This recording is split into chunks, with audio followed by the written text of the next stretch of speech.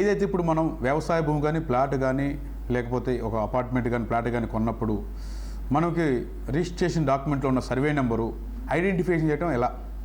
ముందుగా మన mobile land లొకేషన్లోకి వెళ్ళి కరెంట్ లొకేషన్లోకి వెళ్ళి లొకేషన్ పెడితే అక్కడ దానికి సంబంధించి ల్యాంటిట్యూడ్ లాటిట్యూడ్ పడిద్ది.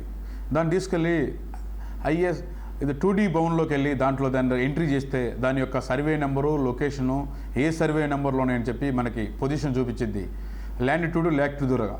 ఒకవేళ మీకు అంత అవగాహన లేకపోతే మండల సర్వేని తీసుకెళ్ళి మీరు మీ యొక్క సర్వే నెంబర్ని వెరిఫికేషన్ చేసుకుంటే దాంట్లో మీరు ఆన్ పేపర్లో ఉన్న సర్వే నెంబర్, ఆన్ పొజిషన్లో సర్వే నెంబర్, మనం ఏదైతే భూమి కొనుగోలు చేస్తున్నామో ఆ భూమి మనం కొనుగోలు చేసిన సర్వే నెంబర్లో ఉందా, అది పట్టా ల్యాండ్లో ఉందా, ప్రైవేట్ ల్యాండ్లో ఉందా, గవర్నమెంట్ ల్యాండ్లో ఉందని చెప్పి సర్వే చేసి సర్వే రిపోర్ట్ తీసుకోవడం కూడా ఒక మంచి మనం కొనుగోలు చేసేదానికి మనకి చట్టబద్ధత ఉంటుందని చెప్పి నేను తెలియపరుస్తున్నా.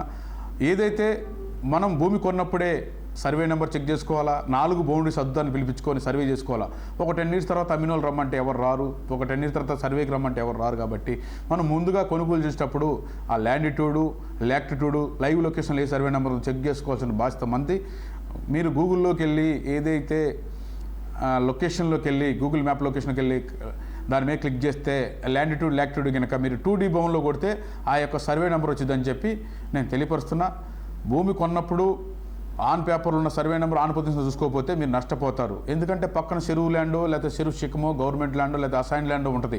ఆ ల్యాండ్లో ఉన్న సర్వే నెంబర్లు కానీ మీరు కొనుగోలు చేస్తే అది చట్టబద్ధం కాదు, ఆ రిజిస్ట్రేషన్ మీకు చెల్లదని చెప్పి నేను తెలియపరుస్తూ ధన్యవాదాలు. అంతేగా?